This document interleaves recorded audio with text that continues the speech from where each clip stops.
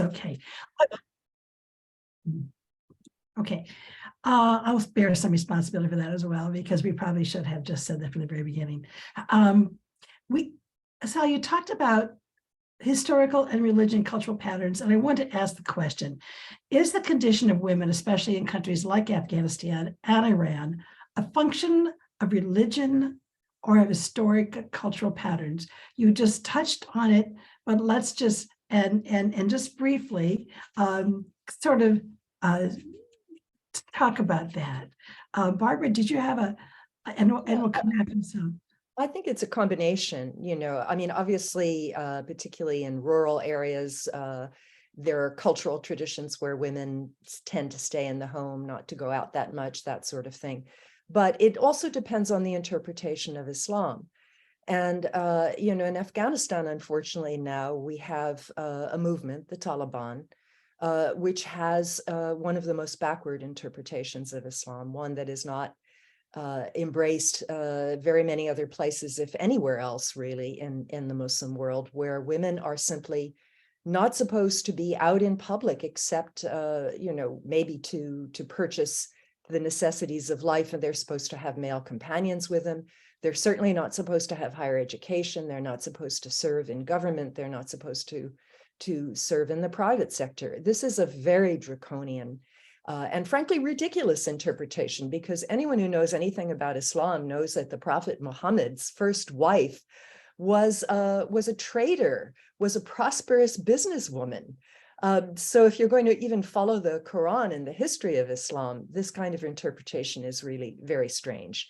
In Iran, you have a more liberal interpretation. Now, the Taliban are Sunni Muslims, Iranians are Shia. And women actually, as Assal mentioned, under the Islamic Republic have received education, and they are not barred from most professions. For example, women have been able to drive in Iran, unlike Saudi Arabia until very recently. And women have been able to work in numerous professions, lawyers, doctors, and so on. Some limitations on whether they can serve as judges, and they can't be the leader of the country, who has to be a male Islamic cleric. But they've served in parliament, and they have had positions in government and in diplomacy, various branches of the government. So the level of discrimination is not as draconian as it is in Afghanistan. At the same time, women are underemployed. The COVID epidemic, which chased a lot of women out of the workforce in many countries, hit Iran particularly hard. Many women stayed home because of it. And the economic situation in the country now is very bad, in part because of U.S. economic sanctions, which were reimposed under the Trump administration when Trump withdrew from a nuclear deal that had been reached with Iran. So the last hired, the first fired are women in Iran. And of course, that is true in many societies when economic conditions are bad. But just one other point, if I may. The first trip I took to Iran was in 1996, and I went there to do a story about women, because the Taliban had just taken power in Afghanistan the first time. And Assal talked about stereotypes. I expected all these women draped in black and hiding themselves. And I met the most vibrant, intelligent, thoughtful women who were working already in a variety of fields. And I was blown away by them. And it's one of the reasons that I kept going back to Iran as a journalist, and later working for a think tank.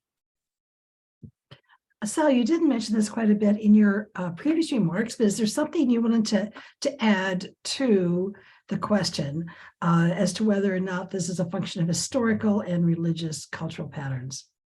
I mean, I certainly agree with Barbara that, first of all, like religion and culture go hand in hand, right? So they're two aspects of a society that, I mean, religion is part of culture in that sense.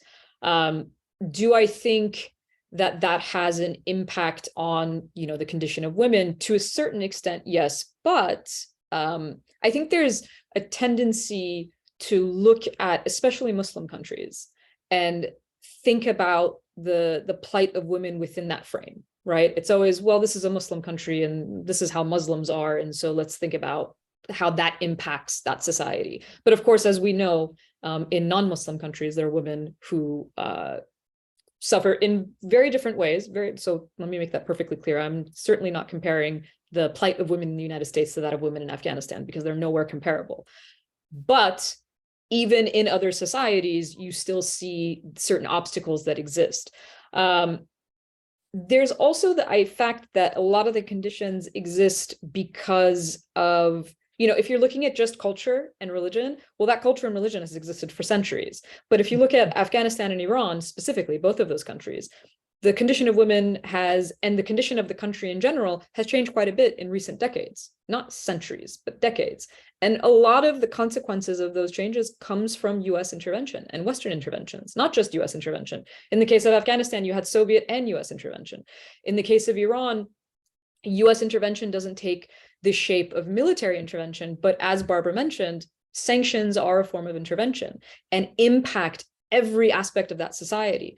So when we're trying to understand why is the condition of the country, for whatever part of it we're looking at, specifically here, women, the way that it is, I think sometimes we have to look beyond that sort of religious cultural frame, because the historical trajectories, power politics, geopolitics, all of those are contributing to the conditions within those societies. And just something else to keep in mind, especially when we're thinking about Muslim societies and Muslim countries specifically, the largest Muslim country in the world is Indonesia.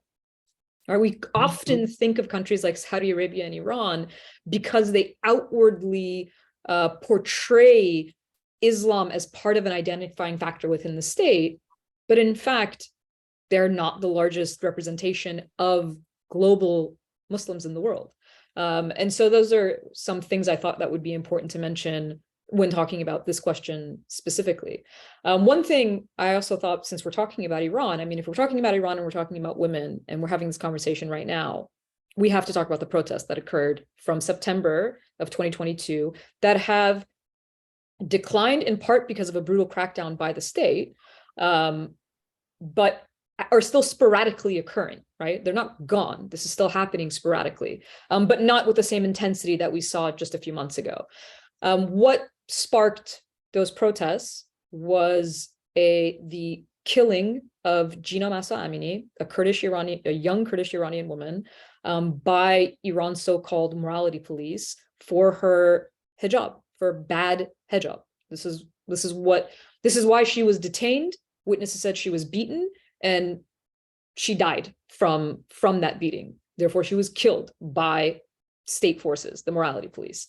So this was a women's issue very clearly, but when the protests occurred, they went beyond just women's rights. They went to the core of the state, right? These were not just protests about women's rights, but at the forefront were women.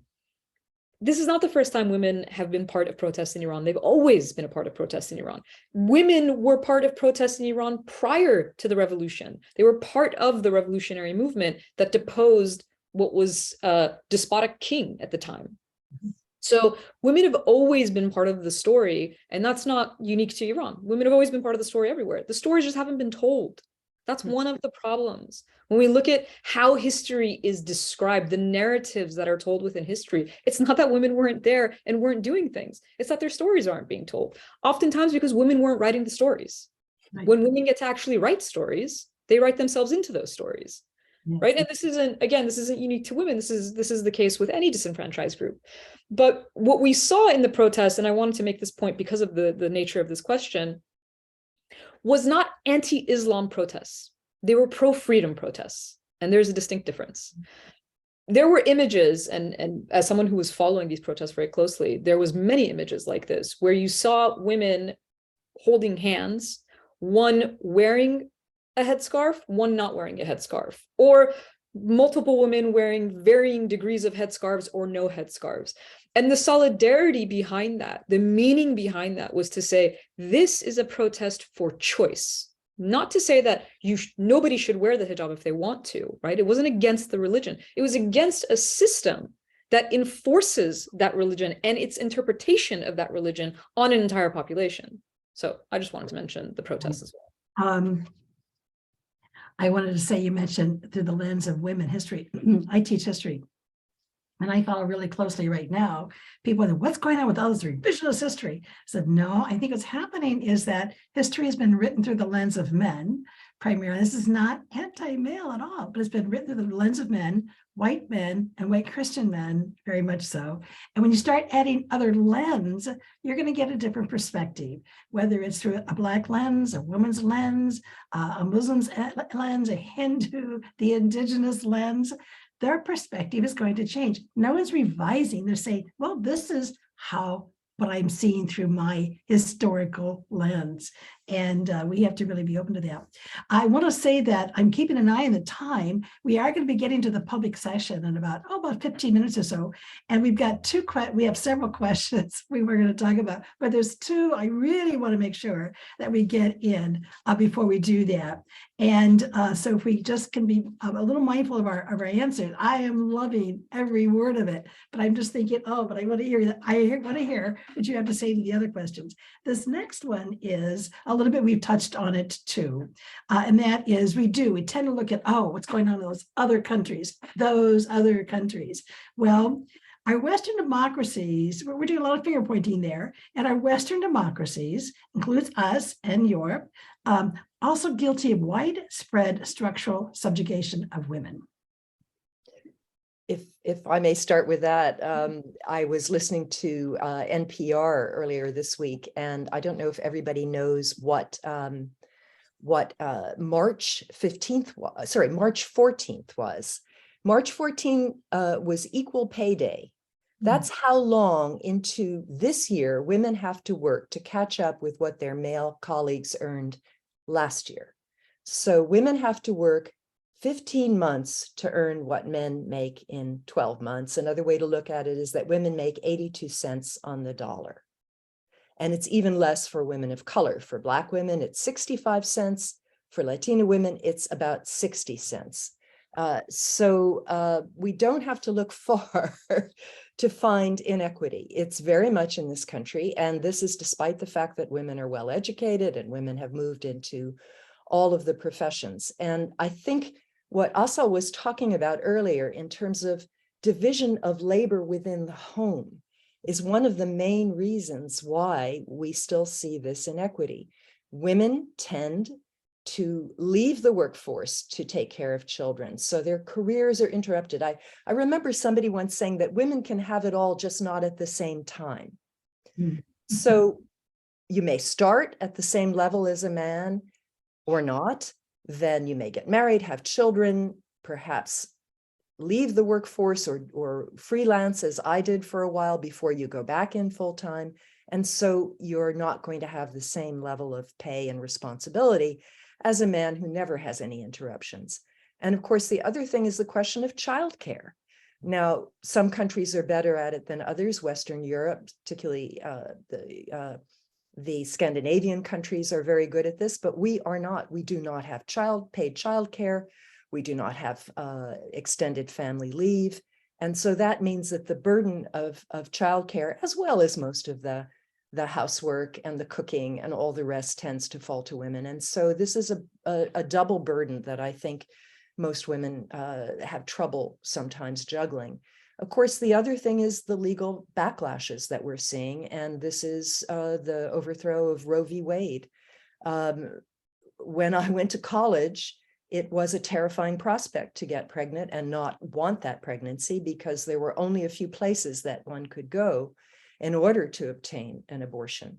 And now it looks like we are very much going back into that situation again, where half of the country or more, women will not have access to proper reproductive health care.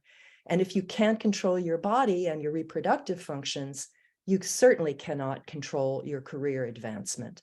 So, when the Secretary General was talking about regression and taking 300 years for women to reach equality, he was talking about the United States as well, although he did not mention the United States by name. He's a diplomat, chief diplomat. Assal. Yeah, I mean, when you're looking at, obviously, we're concerned about the U.S. because we're in the U.S. We're Americans. So when we're it's not an abstract idea. When we're talking about women's rights, we're literally talking about our own.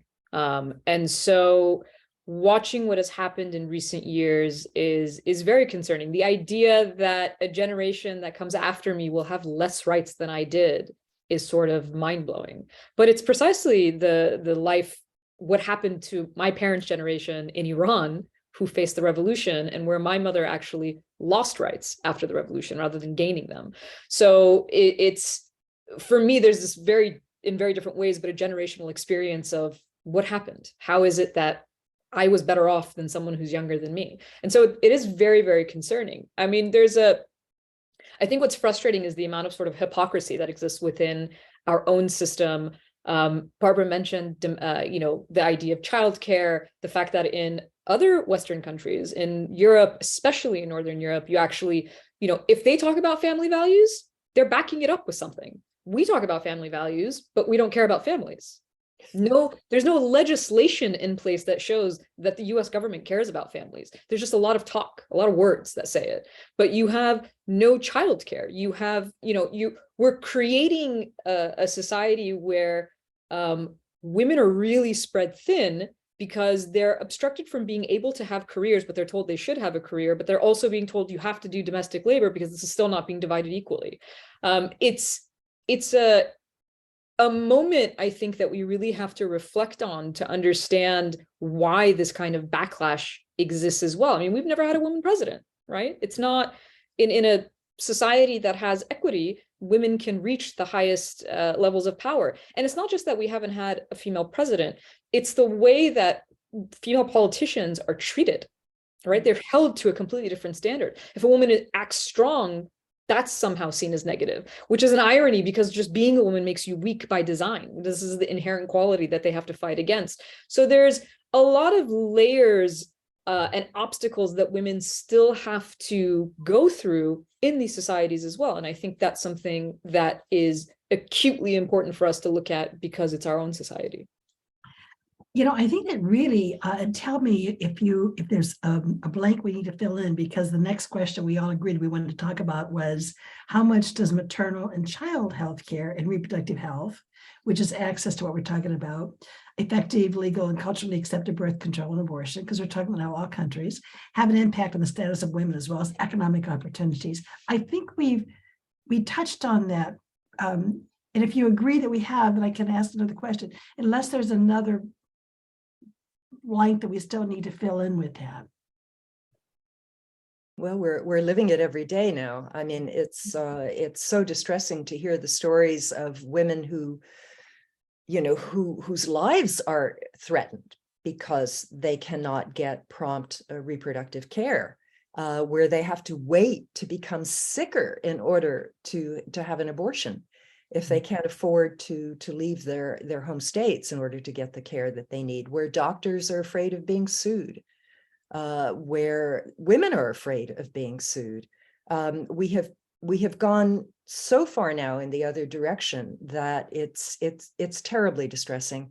And I know people talk about the right to life, but what about the right to life of the mother, the woman who has to bear this child? It seems that not much thought is given, and also not much thought given to what happens to the child that is born because of our lack of social safety nets and appropriate childcare. So I'm very worried about the direction that we're going in and the kind of hysteria over it. And I sincerely hope that we will see changes in our Supreme Court someday. And I hope I live to see the Supreme Court change its views, although it doesn't look like that's going to happen anytime soon.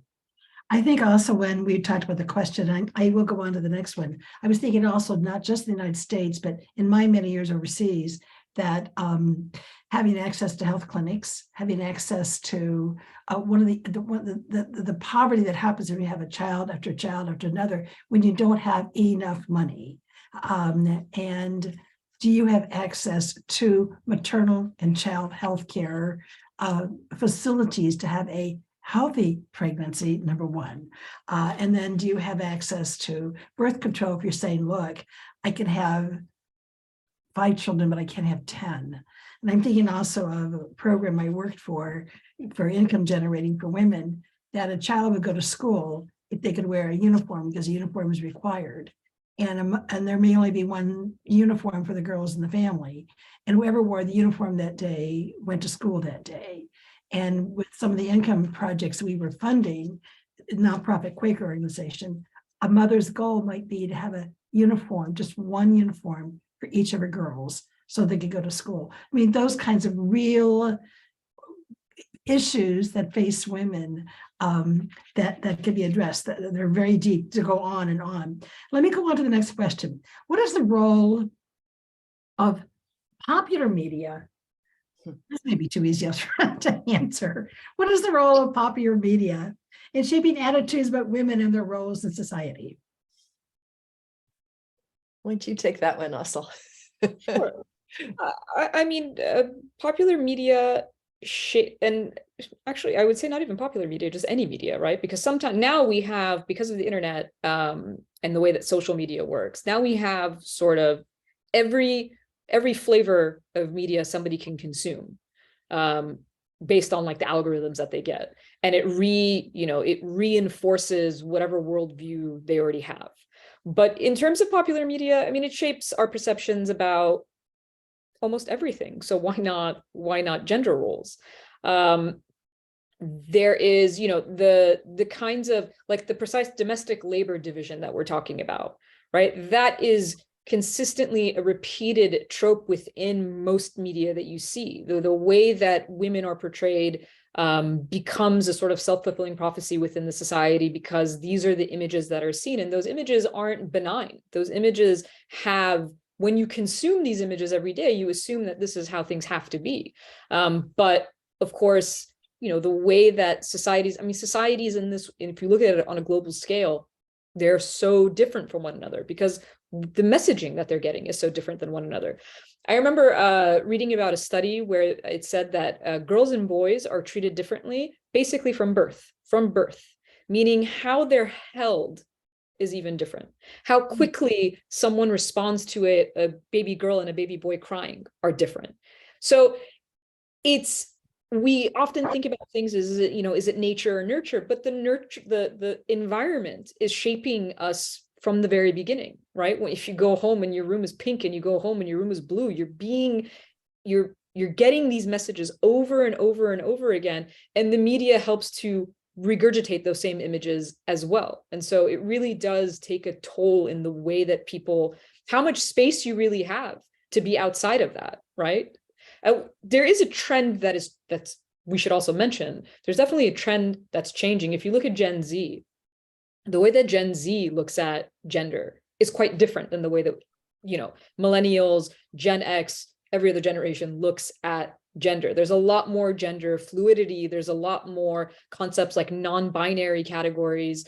When I was applying for, university, your application, it just said male, female. That was it. Now that my niece is applying, non-binary is a category on that application. And so the messages are starting to change a bit. And that's why we see that kind of progress. That's why we see women taking up different roles, because they're being told they can. They're being told they're allowed to. Oh, women can do math. They can be engineers. They can be president of the United States, because there's something to model it behind now. Those images, though, have to exist for them to be believed or imagined by those who want to participate in that society.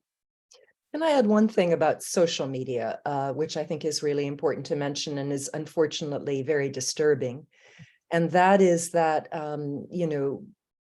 media like Twitter can be very cruel.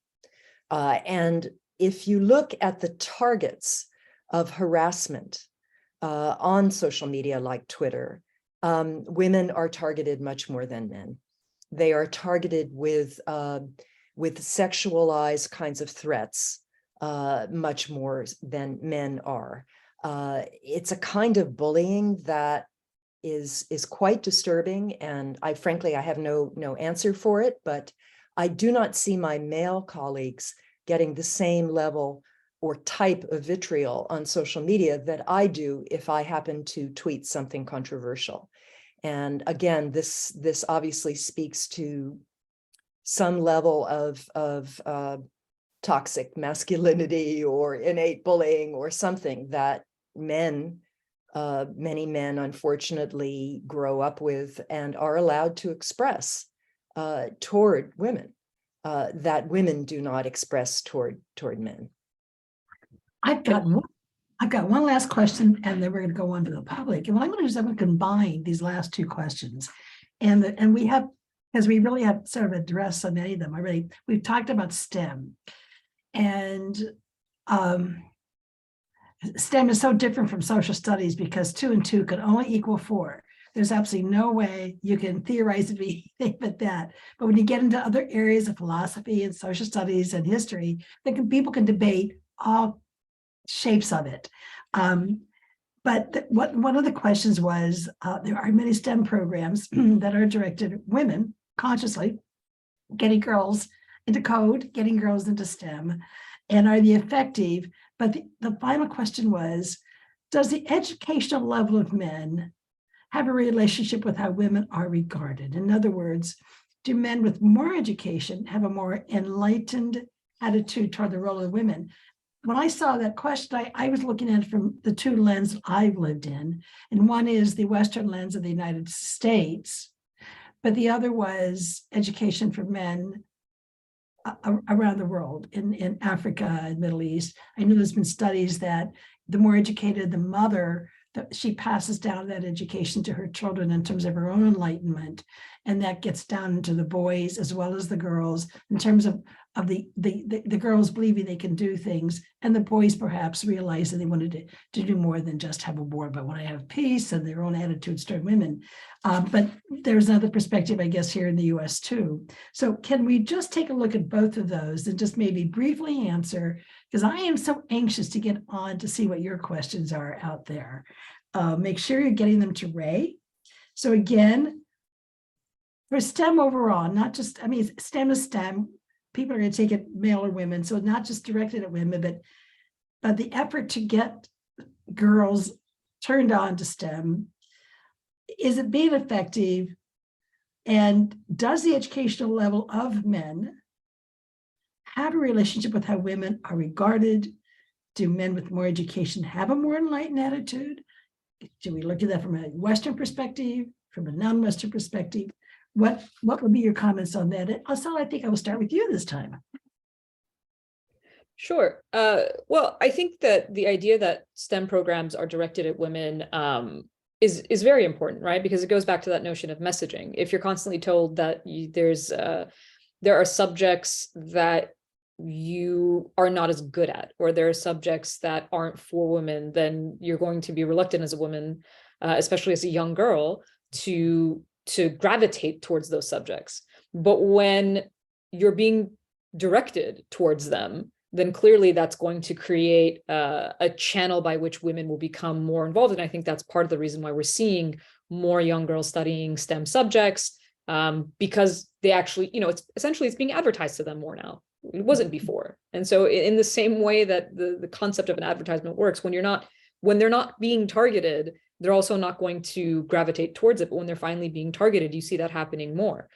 In terms of the educational level of men, I think of education very broadly as experience. Like, it's not necessarily even about, how high or formal the education is, but how much literacy gives you experience. Every book you read gives you experience. Everything you read is an experience. And the more you have that type of exposure to different cultures, different ideas, different anything, the easier it is to accept. Oftentimes when we differentiate or we have prejudices against different groups, it's because we're not exposed to them. So I think the more experience and the more education that you see in men as well as women, and this is important because not all women are pro-women, if that makes sense. You can have women who have very anti-women viewpoints. So you can have men who have much more pro-women viewpoints than certain women who do. So I think it's more a question of how that experience and education affects the way that we look at both sides of the gender, or I should say really the gender spectrum, because I wouldn't even consider it as a binary, right? So if we're considering it as a spectrum in and of itself, the fact that I use that kind of language to talk about gender is something that comes from, again, having that exposure, having that education. And so it's just easier to understand it when you have that access. And so I do think that it plays a role, and it is important. Barbara. Yeah, I agree. And I mean, I'm old enough to remember having to take home economics in junior high school while the guys took shop. And those days are long gone, obviously. I have a son who works in the tech field, and the lab where he got his PhD was run by a woman, and a program where he had a postdoc was run by a woman. So I think that there are more and more women who are going into this field, which is certainly a welcome change. In terms of the educational level of men, I think it's very important how educated the mother was. I would agree with you on that, and what the mother does. So if you have a boy growing up in a household where the mother has a job outside the home that has some responsibility, then this becomes normalized, and the boy will grow up to a man expecting women to work outside the home in significant jobs. If the boys are raised in homes where the women are only at home and are only doing domestic types of things, then that may seem to be the norm, I think, for the young man growing up. So I would say it's more than education. I think it's your experience in your family, seeing what your parents do, particularly what your mother does. I mean, my mother went back to work, I think, when I was full-time, when I was 13. And she was so proud of herself because she had a college education, which was very rare for women of her generation. But she went back to work and she was so delighted with herself. And of course, by age 13, I didn't need to have her in the house when I came home from school. So she set a model for me, even at that point. And I think that's what really determines how people react. I have to say something very quickly. When you mentioned home ec, I think we're of a very similar generation. And yes, I turned my nose up at home ec too, because it's kind of like, oh no, it's just, not for me. However, I have to hold this book up. It's a great book. I'm going to recommend you get it, because it certainly turned my head. It's called The Secret History of Home Economics. And I saw it on somebody's Facebook page, a woman I admired. I said, oh my gosh. And it's how trailblazing women harness the power of home and change the way we live. And I said, well, that's like history. It's just that Betty was selected by NPR as one of the best history books, I think, of 2021.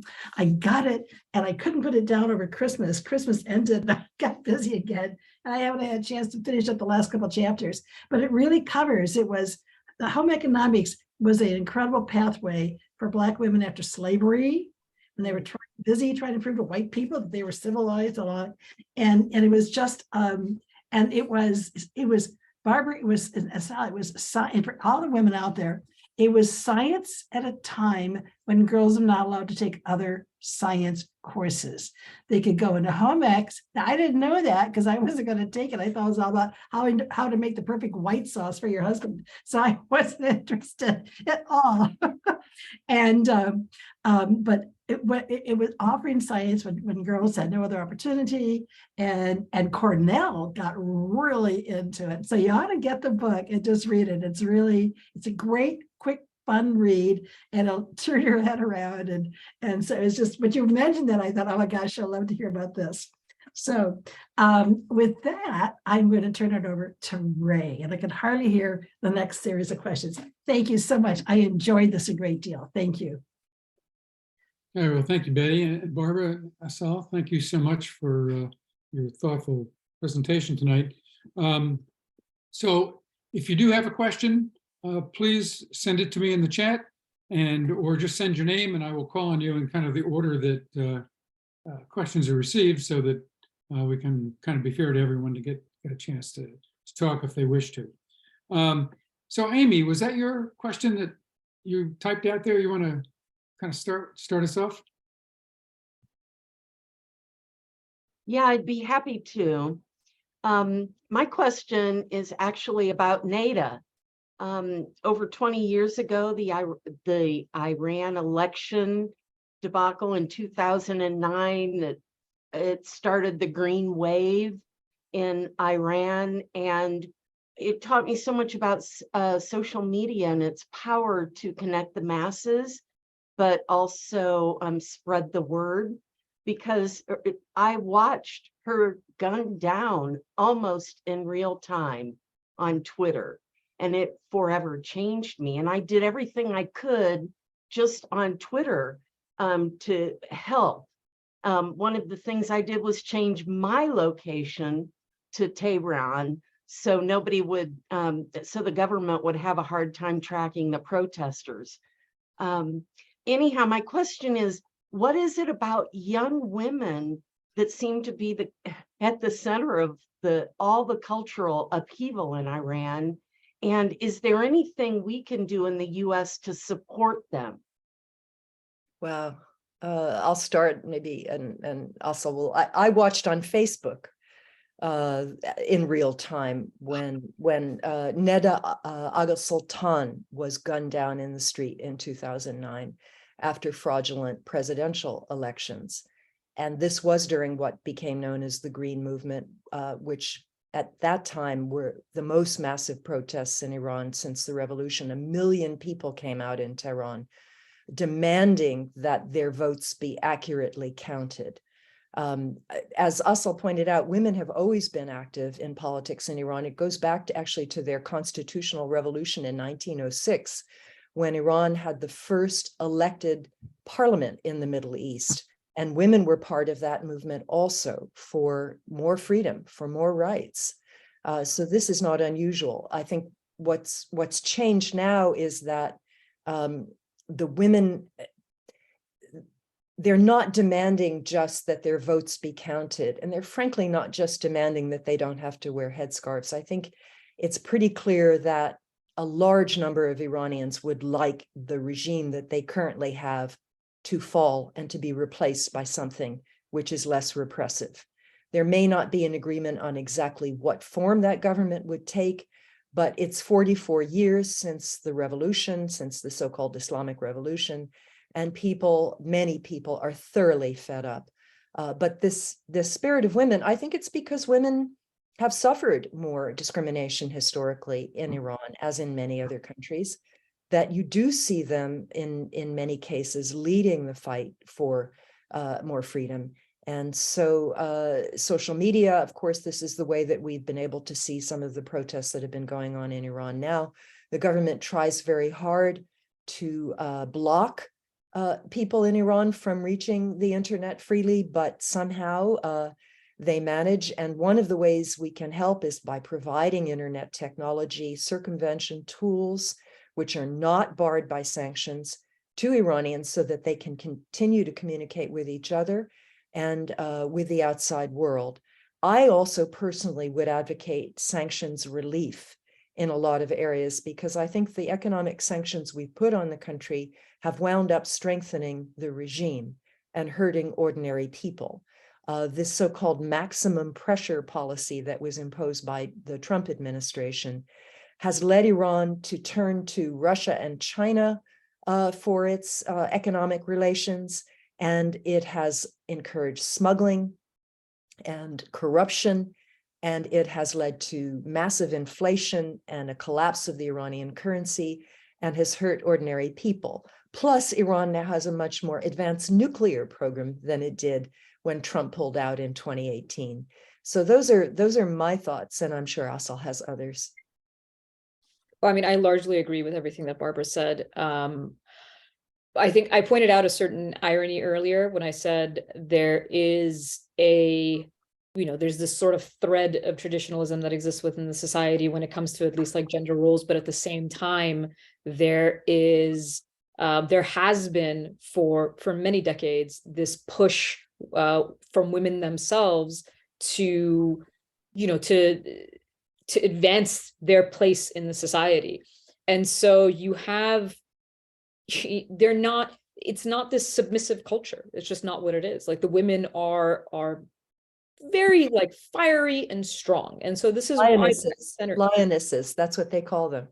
Absolutely, because it comes with, it comes in, I think I agree with Barbara, it comes in part because because it doesn't match, right? It's like you're being told you can do anything. You should go be educated. You have X, Y, and Z career. You shouldn't settle for anything. Like you should have the same, you're getting this kind of messaging, but at the same time, you're being told, but you don't actually get to do a lot of things because the legal system is going to restrict you from doing so. And to some extent, in some families, especially those who are more traditional leaning, the society is not going to allow you to do so, right? So that doesn't work. That sort of cognitive dissonance, I think, is what drives women to the street, and to really push those boundaries as much as it does.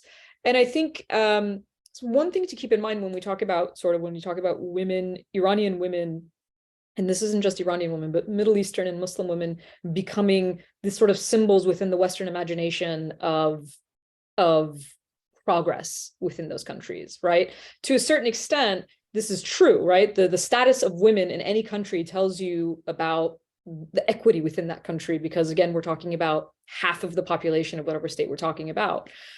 But I do want to mention that sometimes it's also misused within the West, right? And why do I say that? Because I have seen myself politicians in the US who will talk about women's rights in Iran as they strip women of their rights in the US.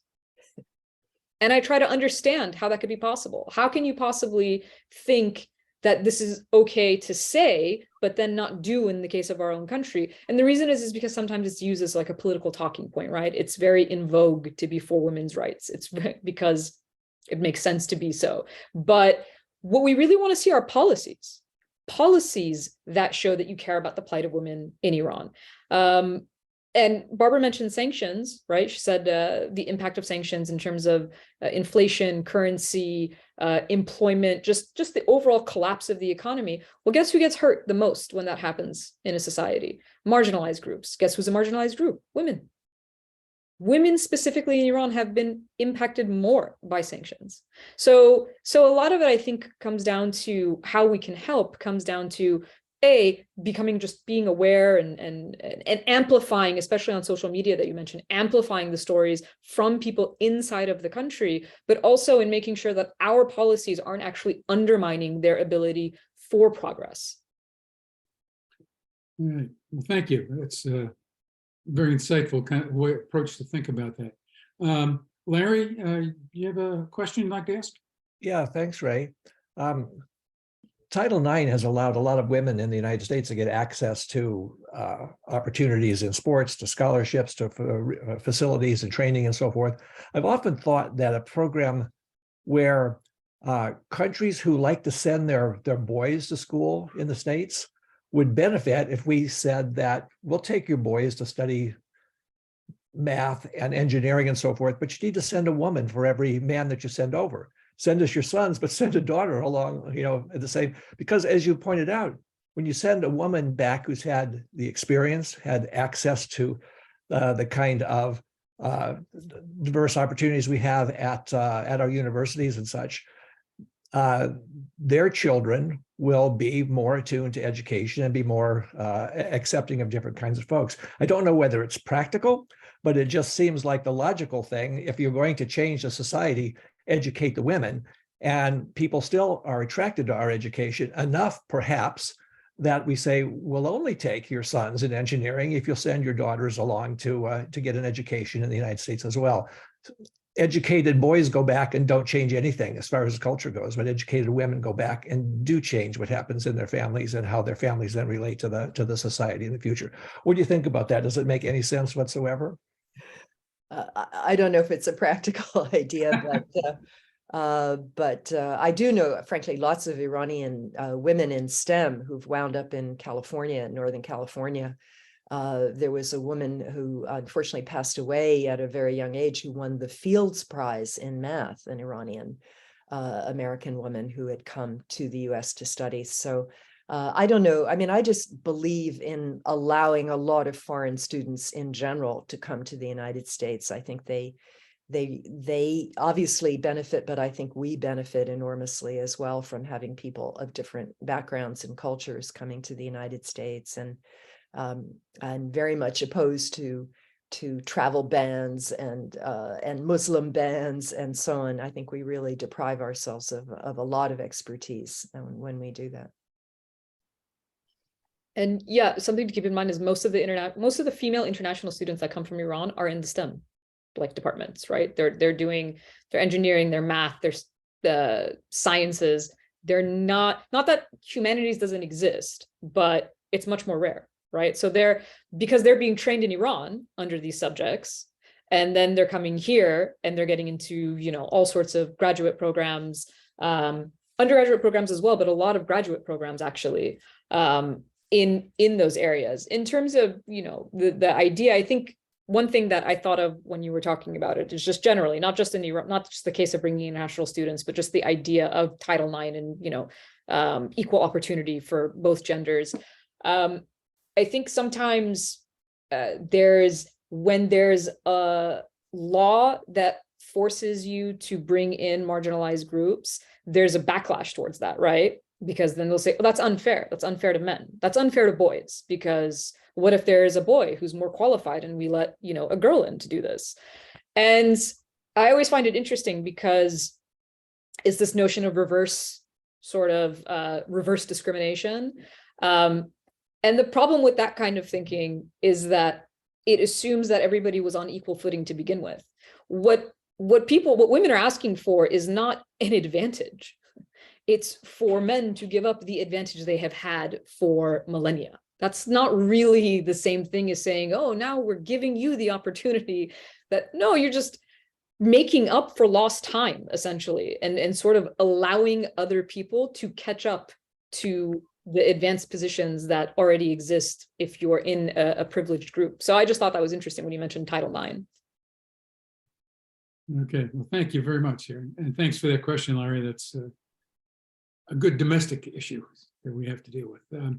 Suhaya, is that correct pronunciation? Suhaila Khyber Jalali. Hello, everyone. I'm Suhaila from Afghanistan. And of course, we know Beti from long ago already. She's such a nice friend. And thank you so much, Barbara and Assal, for all the information and the nice presentations you both had. Very useful. But if I start saying something about women in Afghanistan, that will be another big conversation and endless conversation.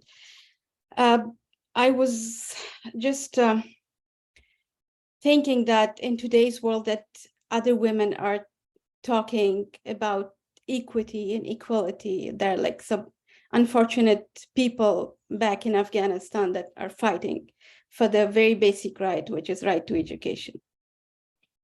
Of course, here we listed all the problems, the issues that girls, women in Afghanistan and in Iran at some part facing, but I would really like to hear what are the solutions, like all the wise people here in this call. What can we do? I'm sorry for being biased, but what can we do for the women in Afghanistan, for girls, education, for the basic right? They are not asking for something very extraordinary, but only for their basic rights to education. I would love to hear, I know this is another big discussion, but if can somebody just go quickly instead of just feeling sorry for the women in Afghanistan, what can we do for them?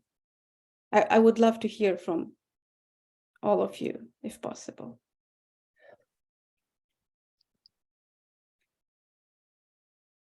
It's so hard, and it's been so painful to watch. Again, I question the use of sanctions and the fact that the U.S. has frozen all of this money that belongs to the Afghan government and is not allowing the Afghan government access to it. I think this money has to be funneled back into the country for the welfare of the Afghan people, and whether it's through the UN, other international organizations, NGOs, or it's used to bring women out for education if they're at a certain age and a certain level. I don't think we have a right to take this money from the people of Afghanistan. I think we have to find a way to spend it for their welfare.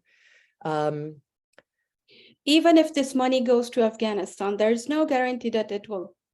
Well, reach we have to the right try to people. find a way to keep it from being diverted. And I know that's easier said than done.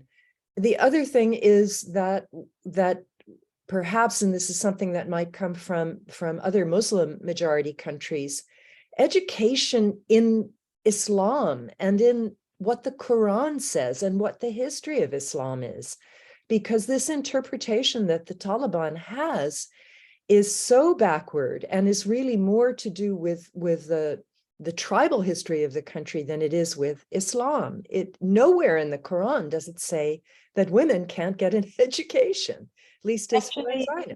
The first surah that Prophet Muhammad was coming to him from God is about reading. Iqra.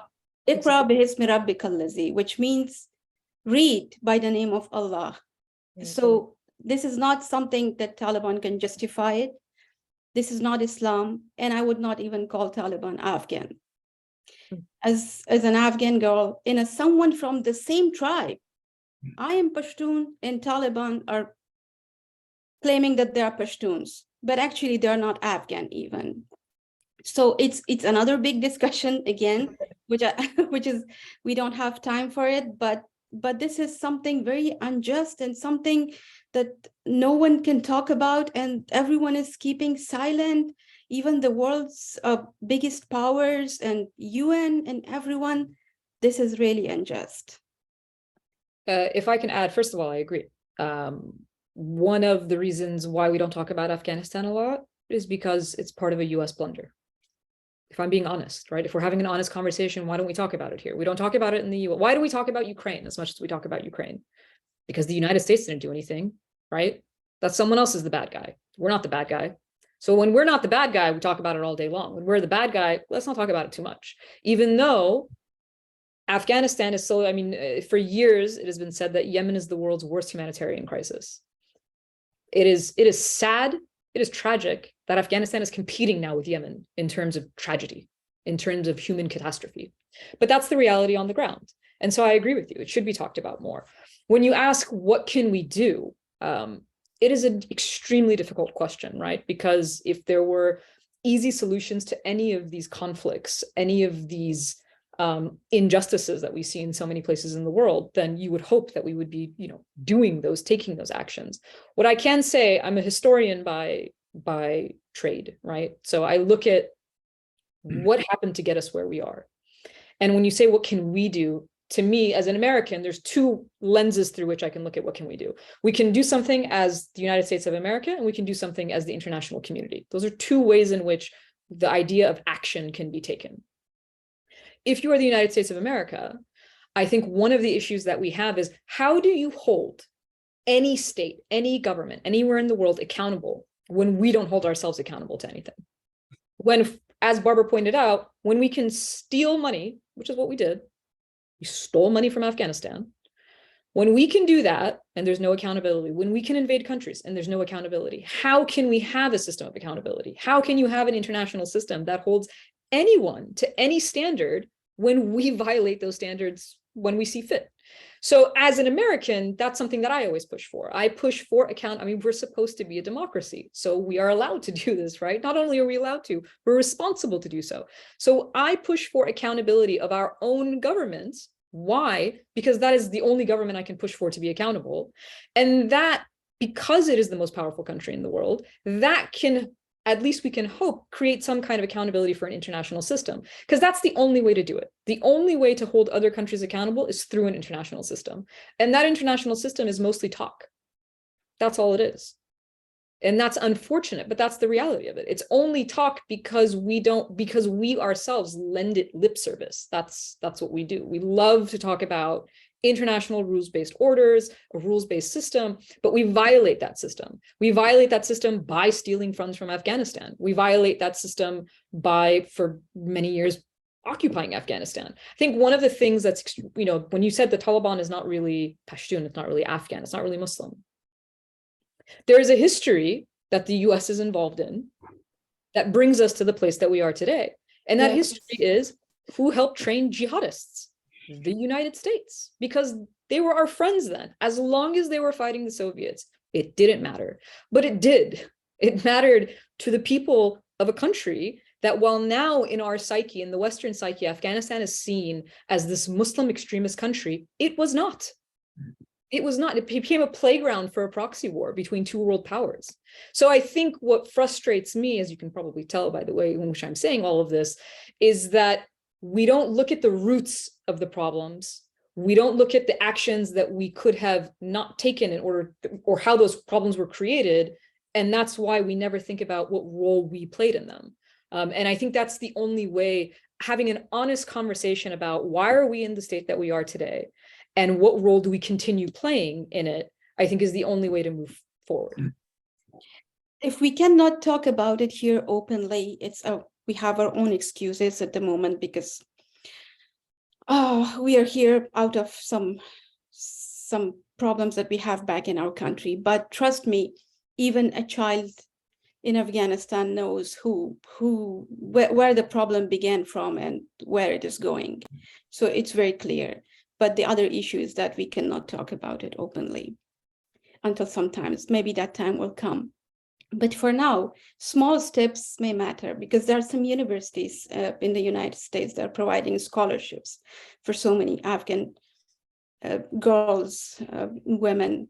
Like, for example, Bard College in New York, just right at the time when Taliban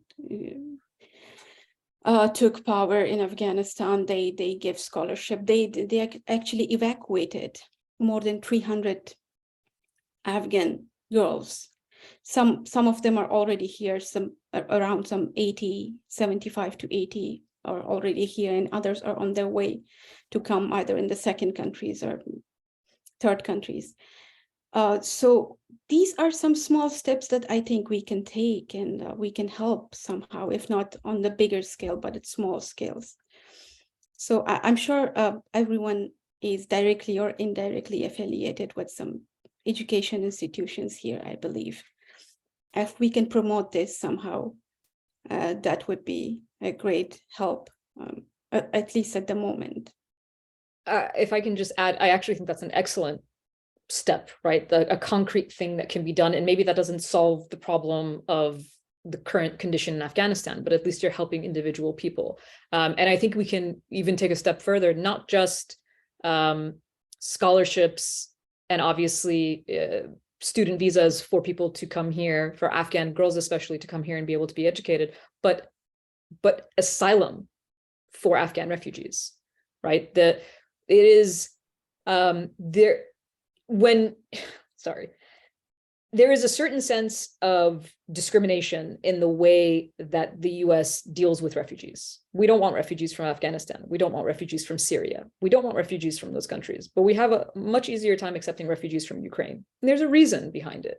And I think that's what I mean when I say we have to go to the roots of where a lot of certain issues arise. But I think one of the best ways the United States can help people in Afghanistan, especially women, is by expediting this process of refugees seeking asylum, which I don't think we have done near what we should have done. Even the evacuees of August 2021, they're still like, their situation is like uncertain, and they don't have any documents, anything proper, and they don't know what will happen to them. I don't even think of bringing some more while we have already issues with the ones who are here. But thank you so much. I said at the beginning that it's a big discussion, but education is something. Online courses, like we are working on providing some online courses for Afghan women within Afghanistan, where there is another issues of internet and everything, but at least we are trying, and I hope that some good souls here also think of those ways for Afghan women to get education. at least. Samantha, are people able, let's just talk about students. Are they able to get out? Do you know, I work closely with about this a year with you. Are they able to get out, or have the Taliban sort of made it impossible to get out? First of all, they cannot leave the country alone. They have to be with a male companion, and then they have to be in the third country. Only then they can apply for something, but there's no guarantee that they can get here, because there are like so many people in Pakistan at the moment, in India, in Qatar, that they are trying to get here by any means possible, but they have. The reason that Bard College is bringing students, are they able to get out and get to Bard? Some of them who arrived like January 2022, yeah, they were evacuated. They were in Qatar, they were in Dubai, they were in Iraq, most of them, and they came from there. But the others are also, they're trying their best. I don't know what exactly they're doing, but they are like, just last semester we had 25 new students who were not in Afghanistan, but in Pakistan and in Dubai, in Qatar, in Iraq. So they're coming from those areas. Right. As for the Bard College being partnered with the American University of Afghanistan, so they're only helping students from AUAF mostly. But what about others? What about other students from other universities? Thank you so much. And I'm so sorry for my long. Thank you for bringing that passion to the discussion here. So we appreciate that. We're getting close to our kind of time to stop here, but I guess I would ask our speakers, do you have any like final comments you'd like to add before we close out for this evening? And any I guess thoughts about, we were talking about what things we needed to bring about change here. What do we do? I know that I just saw an article the other day that the Equal Rights Amendment has been being talked about again, and this has been in process now for what, 20 years or more. And what can we do as citizens and so forth to kind of move the discussion forward here to make things change? Well, I think we have to stay engaged. I mean, as someone who spent more time demonstrating under the Trump administration than I had since I'd been in college, we can't stop coming out in person for the issues that we care about. We also have to put our money where our mouths are. We have to contribute to the organizations that are fighting for women's rights here and around the world. We have to vote for candidates who care about the rights of women and other groups that have faced problems and discrimination. And, there's a lot going on now about the woke agenda. Well, I'm not quite sure what that's supposed to mean, except that we should be awake to the fact that not everyone in this country has equal rights. So get engaged, vote, read, find out what's going on. Don't just sit on your rear while all of this is happening. And I think that judging from the participation in this Zoom session, you have some people there who are very aware that a lot of work needs to be done to prevent backsliding. For those of us who are of a certain age, let's not leave this country in worse shape than when we came into it. I mean, I don't think that there's much to add to that, because I think I agree with everything that Barbara said.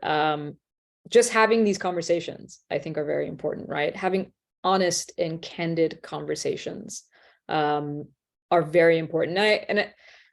If I wanted to note one more thing, I think having older generations coming out publicly in person, the way that Barbara described, is very important, because ultimately, there are certain rights that I'm not as concerned, like I'm not personally concerned with my right to the access to abortion personally, But I am concerned for my nieces that are very, very young. And I just think of their future. And I think it's so important for young people to see older generations standing up for their rights, not just their own, standing up for their future, not just their present.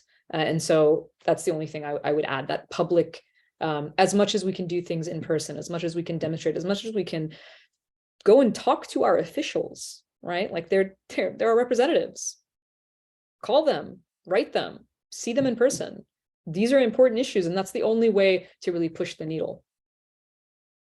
All right. Well, thank you very much. This has been a really stimulating discussion we've had tonight. I really appreciate Barbara and Assal for joining us this evening. And with that, I'm going to turn it back over to Sue Tempero to kind of take us out. You're muted, Sue. Well, I will also say thanks to Barbara and Assal, because, you know, it's so important to have this kind of a discussion. And you certainly have so much knowledge about this. I think a lot of people close down right now. They don't talk. And, you know, it was good to have the discussion about what's going on in the Middle East, but it's also an issue locally and in our country. And so I really appreciate, and I thank you to all of who participated tonight, asking questions and also just being here. I wish somehow we could continue this conversation, because it seems to me that's what was brought up, is that what we need to talk about things more and be open and honest about it. So thank you for taking time to be with us with the Indiana Council on World Affairs, and just remind you that our next program is a Great Decisions program, and mark your calendar for March 28th, when we'll be talking about geopolitics and energy. And Dr. Kenneth Holland will be leading the discussion, and he's a trustee emeritus or president emeritus of American University in Afghanistan. And that should be a lively discussion. Also watch our website for the April details for our distinguished speakers series. We really want you to get involved with ICWA, and as been mentioned, we're a nonprofit organization. We'd love to have you be members, but more importantly, we want to add to the discussion of what's going on an international basis about all kinds of issues. So thank you again for your time, everyone, and have a good evening. Thank you.